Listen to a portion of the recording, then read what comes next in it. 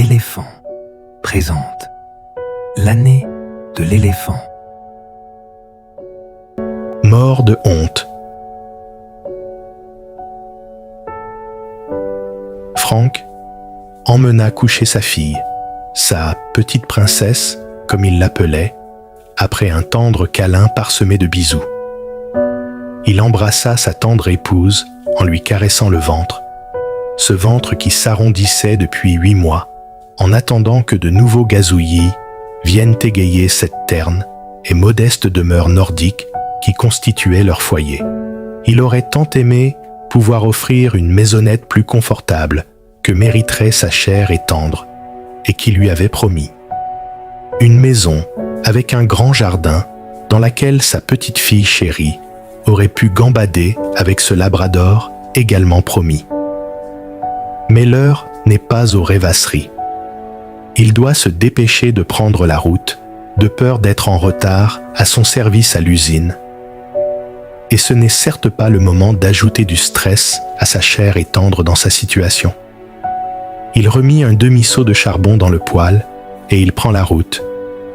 Il se presse, se dépêche de prendre la route pour aller nulle part. Ou si, plutôt devant cette usine qu'il avait licenciée 6 mois plus tôt. Juste après que son épouse lui ait annoncé l'heureux événement qui fit qu'il n'eut pas la force de lui avouer cette perte d'emploi qui, dans cette région sinistrée, économiquement, représente un drame absolu. Alors il a attendu le bon moment pour lui dire ce moment. Ce bon moment qui ne vint jamais. Entre les projets certes modestes de sa compagne, mais qui, dans sa nouvelle situation, représentait pour Franck un objectif insurmontable. Et entre les vantardises de son cousin Jean-Michel, revenu à bord de sa rutilante berline, le téléphone chargé de photos et vidéos de son réveillon du Nouvel An passé à la montagne avec ses copains.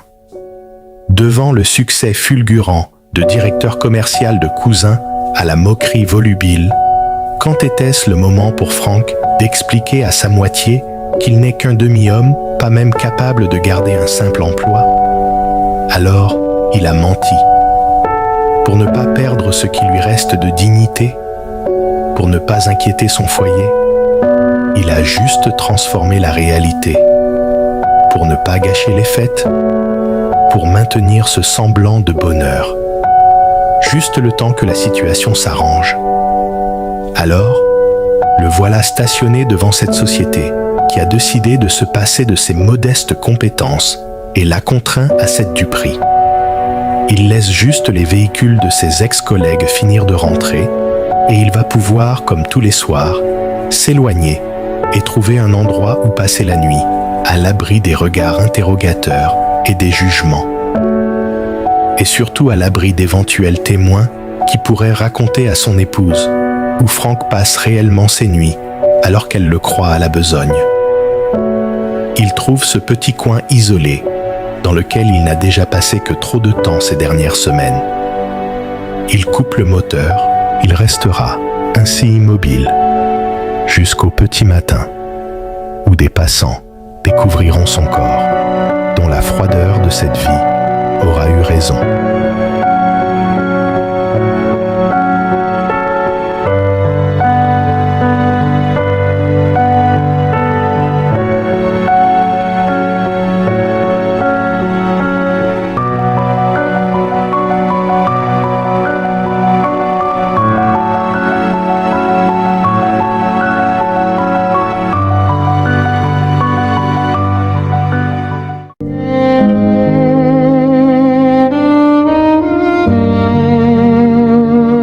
Éposie jamais ne se repose. Salima a failli louper son arrêt, plongée dans ses pensées et ne cessant de refaire intérieurement la discussion qu'elle venait d'avoir avec sa collègue Éposie qui venait de la quitter quelques arrêts plus tôt. Avait-elle eu les mots justes pour la réconforter? Lui a-t-elle suffisamment remonté le moral? Elle n'avait jamais vu Mama Éposie dans un tel état. En descendant du bus, elle se fit la promesse de ne pas en rester là, Mais que pouvait-elle faire? Un scandale? Mais de quoi se mêle-t-elle? Pourrait-on lui rétorquer? Que pourrait-elle dire à cette société qui venait de lui signer un CDI? C'est justement ce CDI tant espéré par Epozy qui l'a mise hors d'elle. Mama Epozy, comme elle l'appelait affectueusement. Et Salima comprenait parfaitement sa colère. Outre le fait qu'il ne l'ait pas gardée, il y avait surtout la façon de faire tellement odieuse, mais si habituelle chez Tel Contact. Le dernier jour de la semaine, en toute fin de journée, la fille des ressources humaines était juste passée au bureau d'Epozy, lui annonçait sèchement « Tu as fini !» sans plus de formalité. Mais que puis-je faire? Se répétait-elle, en touchait un mot à Magali de la compta, qui est en très bon terme avec la direction. Dans le meilleur des cas, il ferait repasser une note de service pour demander aux ressources humaines d'y mettre les formes quand ils annoncent à une personne qu'ils ne la gardent pas. Mais Salima imagine d'ici, déjà, les sarcasmes des filles du service RH. Ah, c'est vrai qu'on manque de tact chez Tel Contact. Juste à imaginer à la seule pensée de cette dernière tirade de mauvais goût, cela la fit définitivement renoncer à dire ou faire quoi que ce soit pour la défense de sa collègue blessée dans son amour-propre et sa dignité. Elle laisserait donc passer le week-end et reprendrait comme à l'accoutumée son travail lundi. Et de son côté, Epozy finirait par passer à autre chose et la vie reprendrait son cours. En arrivant à son poste, Salima, légèrement en avance, se dirigea vers la machine à café. Elle se faufila discrètement, en passant devant le bureau de la direction, pour éviter les remarques stressantes dès le début de semaine du genre « Allez, on se dépêche, le week-end est fini !» Mais curieusement, Salima ne vit pas les regards espions qui, habituellement, scrutaient tout ce qui bougeait dans les couloirs. Mais elle remarqua plutôt que la plupart de ses collègues avaient la mine défaite, voire grave. Avant qu'elle n'ait eu le temps de demander à qui que ce soit ce qui se passait, son amie Magali l'interpella. Ah, Salima, tu as su pour Epozy? Elle est morte. À ces paroles, Salima sentit ses jambes flancher et le sol se dérober sous elle. On dut la rattraper, car le choc la fit vaciller. Après l'avoir fait asseoir dans son bureau, Magali tenta de la réconforter. Je suis désolée de t'avoir annoncé ça si brutalement. Moi-même, j'étais sous le choc. Comme je savais que Epozy et toi étiez proches, j'ai voulu te le dire moi-même. Son mari nous a appelés. Il l'a retrouvée samedi matin inconsciente dans leur salle de bain. Les pompiers n'ont rien pu faire. Elle avait déjà rendu l'âme depuis plusieurs heures. Ils voulaient savoir ce qui s'était passé ici, car en rentrant du travail, vendredi, elle avait l'air très contrariée. À ces mots, Salima se remémora la vive colère qui s'était emparée d'Epozy dans le bus qui les ramenait vendredi soir. Oh, elle n'est pas des chiens quand même! J'ai accepté ce travail malheureux alors que c'est pas mon métier. J'ai bac plus 4 mois. J'ai un master en droit et j'ai pas trouvé dans mon métier. Alors je suis venue faire ça, chez moi au Cameroun. J'avais un bon métier. Mais ici, juste pour faire les enquêtes téléphoniques, on veut pas me garder. Elles veulent rester qu'entre elles et elles se moquent de nous, parce que je les entends nains. Oh oui, que je les entends se moquer. Comme l'autre jour quand j'avais posé la main sur la hanche. Oh regardez, il y a Epozy qui prend la pause. Mais elles ne savent pas que mes douleurs à la hanche viennent de ma blessure quand j'ai fait les ménages pendant des années. Ces jeunes moqueuses. Alors comme ça Epozy prend la pause. Eh bien si Epozy prend la pause, sachez que Epozy jamais ne se repose. Quand j'avais leur âge, je travaillais le jour pour aider. Ma famille et j'étudiais la nuit. Jamais personne ne m'a aidé moi. Contrairement à ces moqueuses. Juste un contrat à durée indéterminée, le précieux CDI, qui aurait pu permettre à Epozy de souffler un peu et couplé au travail de nuit de son mari, lui aurait permis de prétendre à un logement plus spacieux et moins vétuste pour y vivre décemment avec sa fille. Était-ce si compliqué? À croire que oui, dans cette région ravagée par le chômage, où les employeurs ont tellement l'embarras du choix qu'ils accordent tellement de considération à leurs employés. C'est ce qui rendait folle de rage Éposie, qui se tuait à la tâche jour après jour, redoublant d'efforts au téléphone pour être toujours plus agréable avec les clients. Et c'est toute cette énergie, toute cette bonne volonté jetée à la benne qui fit éclater la colère de Éposie, qui regrettait en plus de ne pas leur avoir dit leurs 4 vérités avant de quitter. Comment Salima aurait pu apaiser cette colère plus que justifiée? Quels mots auraient pu la calmer? Si elle avait su que ce trop-plein de rancœur face à cette injustice aurait raison de la vie de sa chère collègue, fragilisée par un souffle au cœur, elle les aurait trouvés ces mots. Mais il était trop tard. Elle s'en était allée, laissant derrière elle un mari et ses interrogations, et laissant une place vide juste à côté du poste de Salima, qui ne pouvait s'empêcher de fixer l'emplacement. Et, s'inspirant des dernières paroles d'Éposie, elle se dit « J'espère que maintenant, tu te reposes, mon ami. »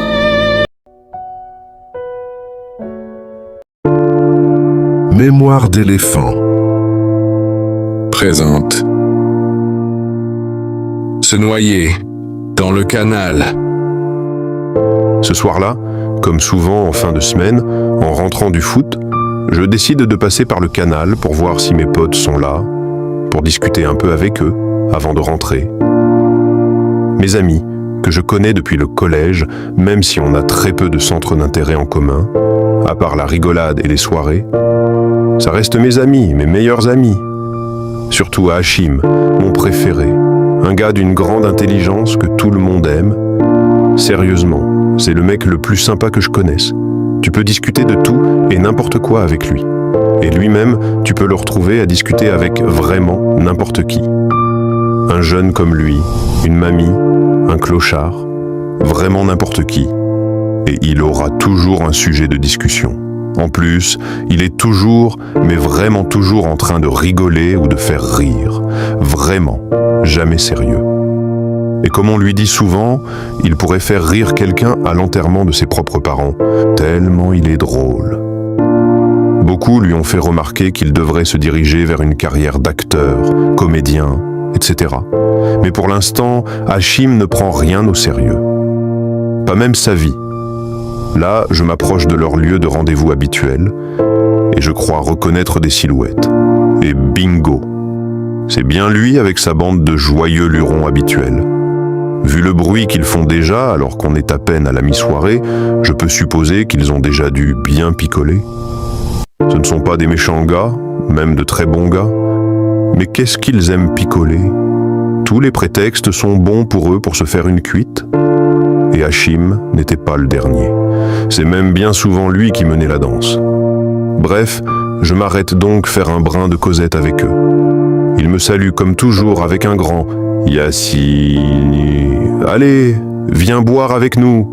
en sachant pertinemment que je ne bois pas et que je n'étais pas du tout attiré par l'alcool. C'est donc parti pour la première série de blagues à mon encontre. Allez, Yass, on sait que t'as envie. Allez, laisse-toi tenter, personne te verra et on le dira à personne. Et ça poursuivait par des « Mais non, mais lui, il n'a pas besoin de boire. Il est tombé dedans quand il était petit. » Et Hachim de conclure sa série de blagues sur ma personne par un « Ah, tu veux pas boire? Sportif, va !» Et ça pouvait continuer comme ça une partie de la soirée, avant de passer à un autre sujet. D'ailleurs, la facilité qu'ils avaient à passer aussi rapidement à un autre sujet en oubliant quasi instantanément le sujet qu'ils venaient d'aborder montrait à quel point ils étaient bien imbibés. Je me disais qu'à 1 heure près, ils ne m'auraient peut-être même pas reconnu sous l'effet de l'alcool. C'est le genre de blague que je me faisais à moi-même sans les verbaliser devant mes amis, car j'aurais eu trop peur de vexer. Et surtout, je ne trouvais pas ma blague spécialement drôle. En tout cas, rien qui n'aurait pu rivaliser avec l'humour de Hachim, qui pour le coup était en plein numéro, enchaînant blague sur blague. Ce qui était top avec lui, c'est qu'il n'était pas du genre à raconter des blagues toutes faites, Genre qu'on se raconte les uns aux autres? Non. Lui était plutôt du genre à les inventer, ses blagues, à propos de n'importe quel élément de la vie courante qu'il transformait en sketch de par son imagination débordante. Mais plus la soirée avançait, plus le groupe commençait à succomber aux effets de l'alcool. Puis je devenais le seul auditoire de Hachim. Car les autres, soit affalés sur le banc, soit enfermés dans leur univers intérieur, ou déjà en train de piquer un somme, s'étaient déjà retirés mentalement de l'assemblée. Si bien qu'une fois de plus, je restais quasi en tête-à-tête avec Hachim et ses blagues. Mais, même très imbibé d'alcool, il semblait se rendre compte que ses blagues n'avaient plus le même impact, et il ralentissait le débit, et commençait progressivement à prendre une voix plus grave, un ton plus sérieux. Et d'une anecdote drôle à l'autre, il commençait à évoquer ses souvenirs d'enfance. Et là, c'est un tout autre personnage que je découvrais, je peux dire pour la première fois durant cette soirée, qui m'a littéralement chamboulé. Au fur et à mesure de ses récits d'enfance, Hachim semblait être lui-même retombé en enfance, au point où même sa physionomie semblait s'être muée et qu'il semblait avoir repris ses traits d'enfance. J'avais beau le respecter, je trouvais dommage qu'un tel personnage soit tombé ainsi dans l'alcool. Et je n'aurais pas pensé que peut-être ce soir-là, il m'avait livré l'une des raisons qui l'ont ramené à ça. Donc il me raconte. Quand j'étais gamin, parfois mon père se saoulait tellement au bar du quartier qu'il ne se souvenait plus de son adresse. Du coup, le gars du bar appelait à la maison pour qu'on vienne le chercher. Et c'est moi que ma mère réveillait. Je ne sais pas pourquoi moi. Pourtant, j'avais des grands frères, mais comme ils ne voulaient pas y aller, c'est moi que ma mère envoyait, alors que je n'avais que 10 ans, qu'il était déjà minuit et demain j'avais école. Mais pourquoi moi? À ce moment de la soirée, il n'y a plus de blagues, plus d'humour. On est juste lui et moi. Les autres sont déjà dans ce qu'ils appelaient la 4e dimension. Et Hachim, les larmes aux yeux, la main tremblotante de rage, me pose la question qu'il n'a certainement pas osé poser à sa famille quand on le mettait de corvée pour aller chercher son alcoolique de père. Pourquoi moi? Pourquoi moi? Pourquoi c'était à moi d'y aller? Surtout que le café était juste à côté des maisons de plusieurs personnes qui étaient avec moi à l'école. J'étais donc obligé de faire un long détour pour ne pas passer devant chez eux, sinon ils se seraient moqués de moi à l'école pour m'avoir vu traîner sur mon dos mon père incapable de marcher et qui braillait « Non, non, pas Arki, j'y suis par Arki ». Mais qu'est-ce qu'on en a à foutre de ces histoires d'Arki, de guerre d'Algérie, etc. Là, il était minuit et on était dans la rue, sous la pluie. Ce n'est pas le moment de parler de ces conneries, papa. À ce moment-là, les deux poings serrés, ayant lâché sa bière, Hachim laissa exploser toute la rage qu'il n'avait pas pu exprimer du haut de ses 10 ans. Et, malheureusement, ce ne fut pas le seul soir où je le vis tenter de régler ses comptes avec ses démons, bière à la main, avec l'amour-propre détruit d'avoir vu son père dans un pareil état de délabrement. Et ce que je trouvais le plus triste, c'est qu'il ne semblait pas se rendre compte que cet événement qui l'avait traumatisé, il était précisément en train d'en reproduire le chemin, en sombrant à son tour dans l'alcoolisme. Je n'ai jamais eu la force de le prendre dans mes bras pour le réconforter, puisque ça ne se faisait pas entre gars. Ni même eu la force d'en parler avec lui quand il était à jeun, même s'il semblait savoir que je savais quelque chose, que je connaissais son histoire, sa blessure profonde. Il m'a appris une leçon que je n'ai pas oubliée de sitôt. Souvent, les personnes qui font rire le plus de monde sont en réalité elles-mêmes les personnes les plus tristes. Impuissant, je me résignais à laisser chaque soir mon meilleur ami noyer son chagrin dans le canal et dans l'alcool.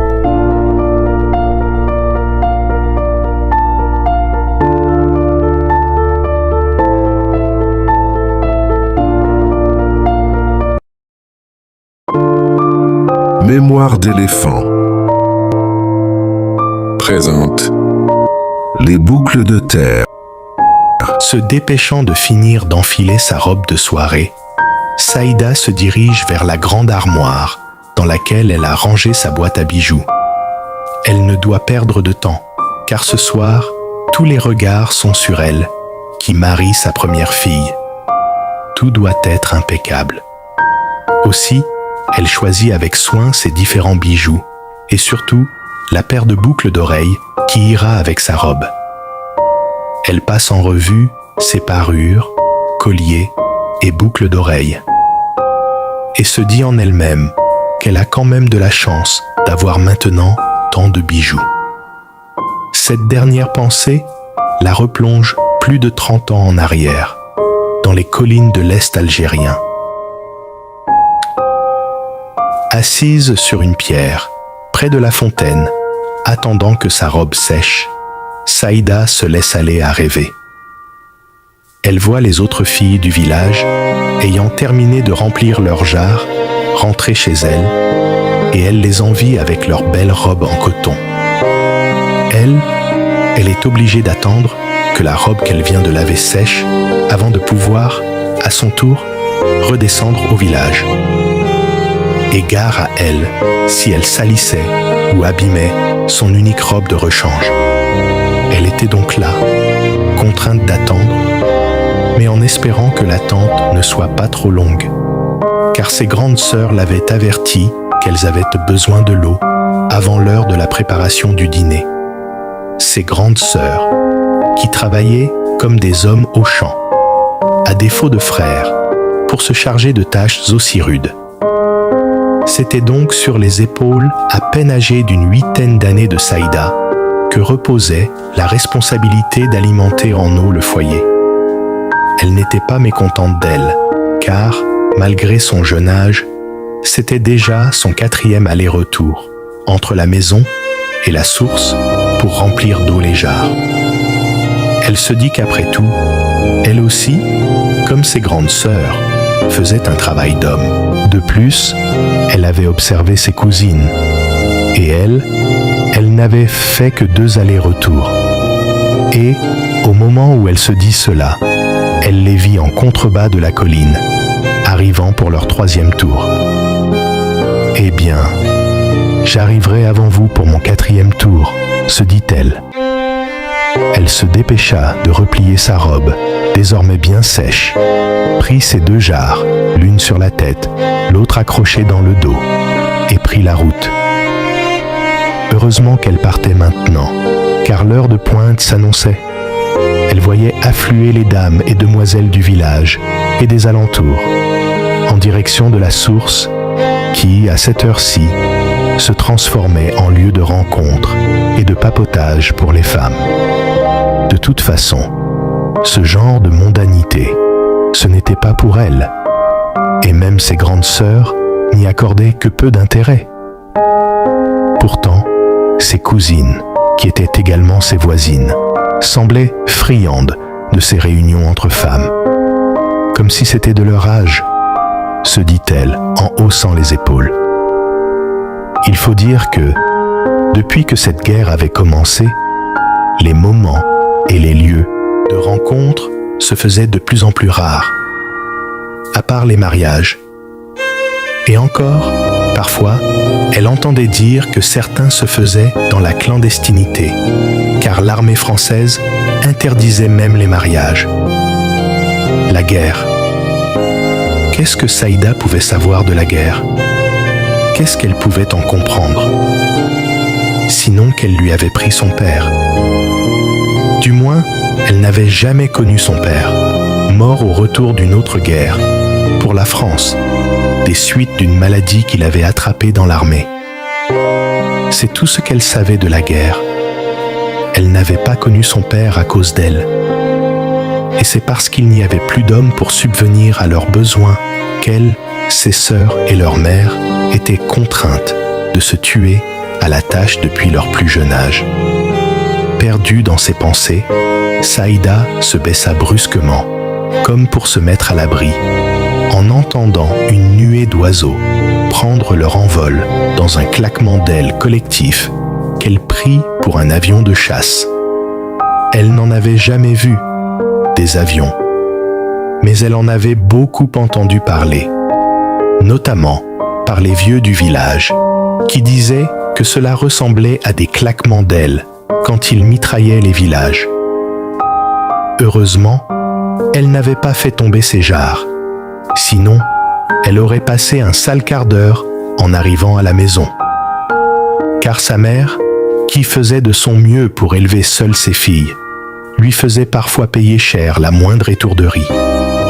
Harassée par cette vie de labeur sans soutien, la maman de Saïda pouvait parfois avoir le geste et le verbe rude, même envers sa petite dernière, à qui elle témoignait pourtant, dès qu'elle le pouvait, des preuves d'affection. Mais elle devait rappeler à ses filles que par les temps difficiles qu'elles traversaient, chacune devait prendre sa part de responsabilité. Et Saïda prenait la sienne. Il lui était rarement permis de se laisser aller à des amusements de petite fille auxquels pouvaient s'adonner allègrement les autres de son âge, comme ses voisines.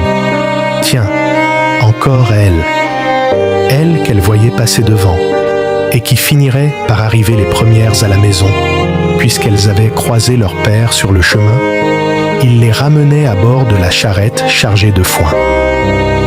De retour de la ville, où il avait échangé ou vendu les produits de sa ferme contre d'autres denrées, et où il avait pris du fourrage pour ses bêtes, comme il le faisait plusieurs fois par semaine.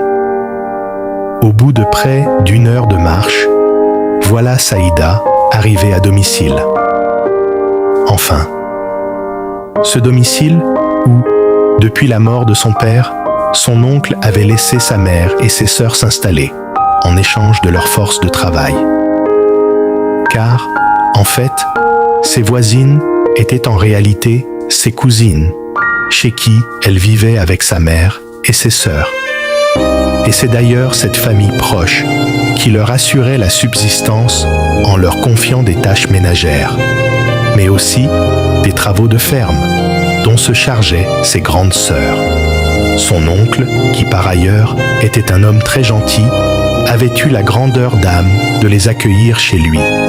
Les repas se faisaient collectivement dans le houch, une grande cour intérieure au cœur des maisons. Enfin, chacun avait son coin dans le houch. Saïda et ses sœurs avec leur mère avaient le leur, les cousins le leur, et même le frère cadet avec sa femme et ses enfants disposait de son recoin. Lors des repas, on comptait facilement une trentaine de personnes rassemblées dans le houch, mais chacun mangeait de son côté, sous la lueur des bougies. La maman de Saïda se plaçait souvent de dos, face à ses filles, un peu pour masquer à leurs yeux le repas des autres habitants de la propriété, parce qu'elle avait rarement de la viande ou d'autres mets à offrir à ses enfants, et elle ne voulait pas qu'elles se rendent compte à quel point elles étaient défavorisées. L'oncle de Saïda essayait pourtant, chaque fois qu'il le pouvait, de partager ses plats et ses fruits avec elle. Mais la mère de Saïda n'appréciait pas ce qu'elle assimilait à de l'aumône, de la pitié. Elle préférait ne consommer que le fruit de son propre travail, sans rien devoir à personne. Soir après soir, ce rituel se répétait. Après une longue journée de labeur pour la maman de Saïda et ses filles, où Saïda pouvait aussi être fière de ses allers-retours à la fontaine, ayant alimenté en eau toute l'assemblée, tout le monde se rassemblait autour de son repas. Ce soir-là, il y avait une effervescence particulière. Tout le monde était prêt pour le dîner, mais oncle Hassan n'était pas encore revenu du marché. C'était inhabituel qu'à cette heure-ci, il ne soit pas rentré. Et, en cette période de guerre, on pouvait aisément comprendre les tensions que ce retard suscitait. Heureusement, la tension finit par retomber quand on entendit la charrette d'oncle Hassan se rapprocher. Ses filles, du même âge que Saïda, étaient prêtes à accourir pour l'accueillir dans un élan de joie. Mais on les stoppa, n'autorisant que les plus grands à y aller pour aider à décharger les marchandises rapportées de la journée. Oncle Hassan était aussi pressé que ses filles de les retrouver, et dès qu'il apparut dans le houch, ces dernières ne purent résister plus longtemps. Elles accoururent pour lui sauter au cou, Les autres enfants du Houch, dont Saïda, se rassemblèrent spontanément autour de la scène, observant leur cousine embrasser leur père et recevoir en retour baisers et cadeaux. Tellement enthousiasmé par ces retrouvailles, tonton Hassen ne se rendit pas compte du spectacle qu'il offrait en déballant ses présents, qu'il distribuait habituellement en privé à ses enfants. Et il sortit alors le clou du spectacle, une paire de boucles d'oreilles pour chacune de ses filles. À ce moment-là, ce fut trop pour Saïda, qui se tourna innocemment vers sa maman et s'approcha d'elle, restée à l'écart du spectacle. Elle demanda « Et moi ? Mes boucles d'oreilles, elles sont où ?» Gênée par la situation, la maman de Saïda feignit de ne pas l'entendre et continua à débarrasser la table. Pensant qu'elle n'avait pas entendu, Saïda s'approcha davantage, attrapa un pan de sa robe et répéta la question « Et moi ? Elles sont où, mes boucles d'oreilles, à moi ?» Elle n'eut pas le temps de finir que sa mère l'interrompit d'un geste brusque. « Toi, va te frotter les oreilles contre les buissons là-bas, et la terre qu'il te restera, ce sera tes boucles de terre. Ou alors, va sur la tombe de ton père pour faire tes réclamations. » Un instant pétrifié par la rudesse de la réponse, Saïda éclata en sanglots et se jeta au sol en hurlant « Mes boucles d'oreilles !» Toute l'assemblée, gênée par la scène, se dispersa, à commencer par oncle Hassen, qui finit par rassembler ses affaires, prit ses enfants et les emmena dans leur chambre avec tous leurs cadeaux. Pendant ce temps, les sœurs de Saïda tentaient de la consoler, tandis que leur mère, tout aussi meurtrie, disparaissait dans les cuisines pour terminer ses tâches. C'est en se remémorant ce souvenir encore brûlant que Saïda, maintenant adulte, revient à la chambre dans laquelle elle se trouve, face à sa boîte à bijoux grande ouverte. Elle se rend compte qu'elle presse frénétiquement dans sa main la paire de boucles d'oreilles en or qu'elle vient de sélectionner. Elle essuie les quelques larmes qui coulent et, entendant que quelqu'un arrive derrière elle, se dit « Elles iront mieux à ma fille ». Elle referme son coffre et descend rejoindre ses invités pour la grande fête qui les attend. C'était ma mère.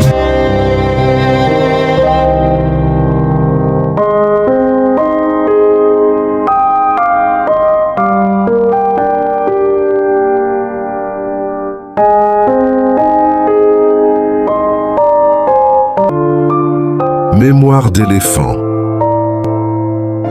présente Mort de fatigue.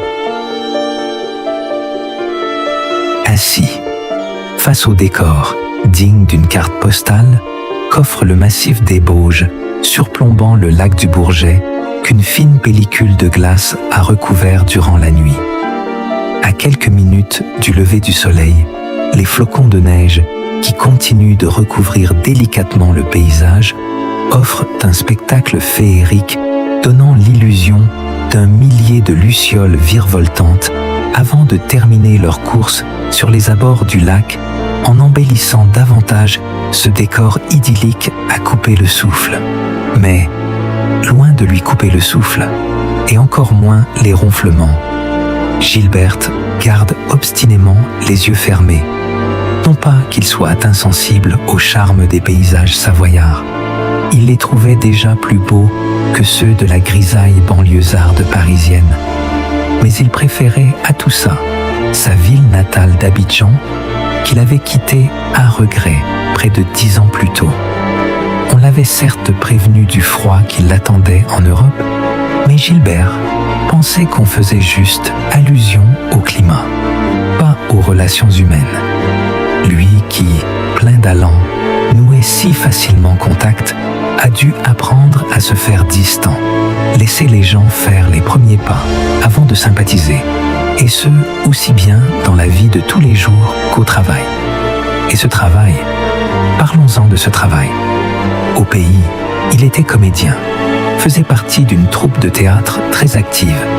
Ici, il était cet agent de sécurité que tout le monde ignore.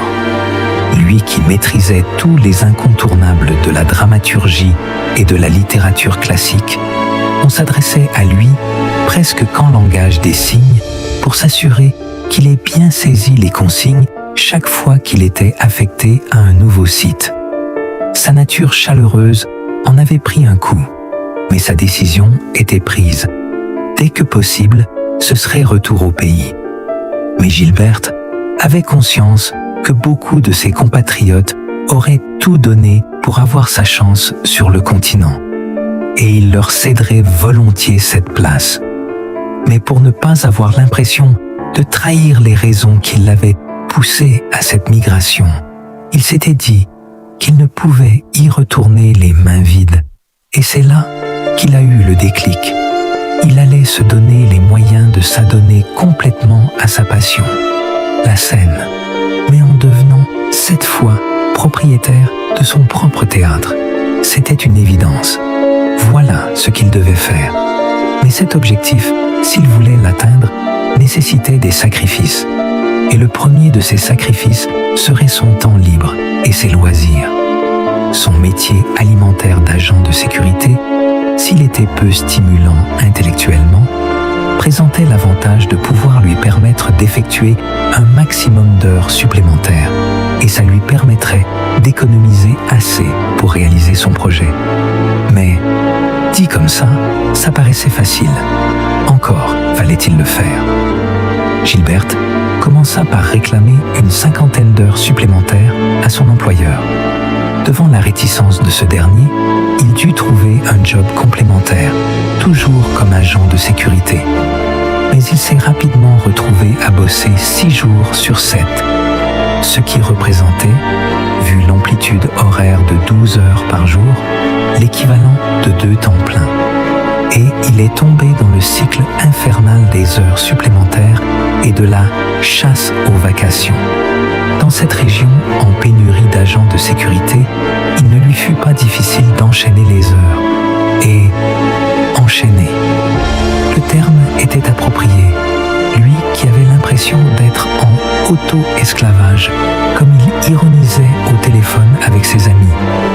Il a donc poursuivi de plus belle à travailler jusqu'à 7 jours sur 7 et même plusieurs fois par semaine, 24 heures sur 24, courant de son job de nuit à son job de journée et trichant en choisissant la nuit des postes où il pouvait fermer un peu l'œil, même si la qualité du sommeil n'était pas optimale.